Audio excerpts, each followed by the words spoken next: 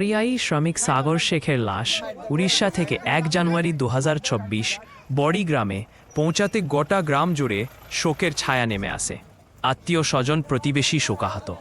সকাল থেকে হাজার হাজার মানুষ অপেক্ষা করছিলেন সাগর শেখের মৃতদেহে এক মুহূর্তে দেখার জন্য। 22 বছরে তরতাজা যুবক আজ লাশ হয়ে গ্রামে ফিরলেন। পরিবার সূত্রে জানান, সাগর শেখের 6 মাস আগে বিয়ে হয়েছিল বেগুনবাড়ি গ্রামে। স্ত্রী, মা, বাবা, 3 ভাই রেখে না ফেরার দেশে পাড়ি দিলেন। উনার জন্য সকলে দোয়া করবেন। প্রতিবেশী একসঙ্গে উড়িষ্যায় কাজ করতেন, লাশ নিয়ে বাড়ি ফিরলেন। কি হয়েছিল ওরা সকালবেলায় কাজে গেছিল, রোজ কাজে যায়। কালকে পরশু দিন সকালবেলায় যাচ্ছিল, যেতে 3 জন ছিল। একটা ছোট টার্নিং ছিল, সে টার্নিংয়ে ঘুরিয়েছে গাড়ি, ঘুরিয়ে সিধা রাস্তায় উঠে সামনে একটা খেজুর গাছ ছিল, ওরা আর কন্ট্রোল করতে পারেনি, মনে হয় বেশি স্পিডও ছিল না গাড়ি। তারপরে খেজুর গাছের সঙ্গে মারে। একজনের হাত ভেঙে গেছে আর ও সামনে চালাচ্ছিল, ওর বুকে লেগেছে। তারপরেও উঠে কথা বলেছে, হেঁটেছে, অটোতেও এসেছে, তখনও কথা বলেছে যে আমার বুকে লাগছে। তারপরে কখন আসতে আসতে আমার ভাই শেষ হয়ে গেল। আপনার প্রতিবেশী? আমার ভাই হয়েছে গো। শান্ত হন, একটু শান্ত হন।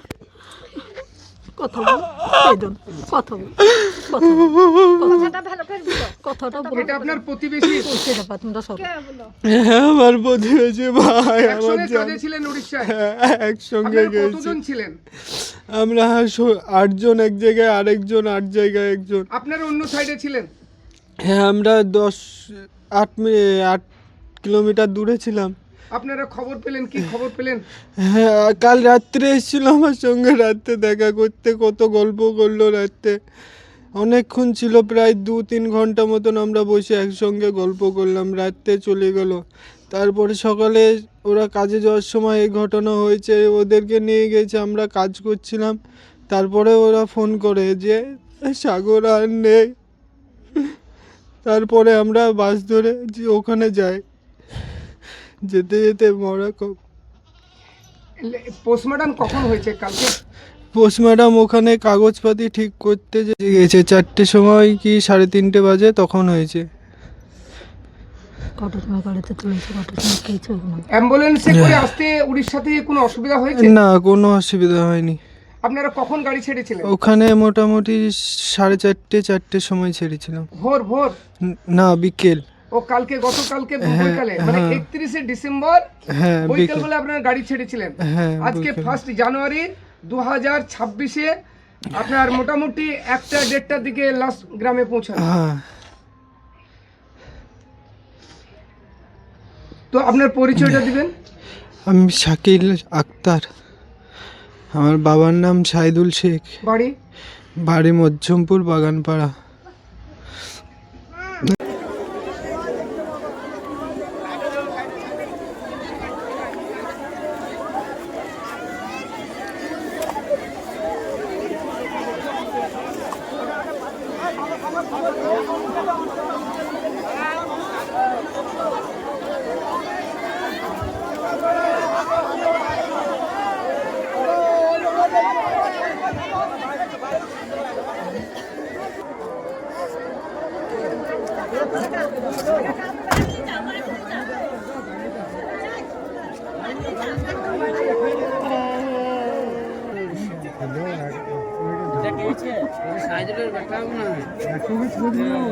একসঙ্গে ছিল না।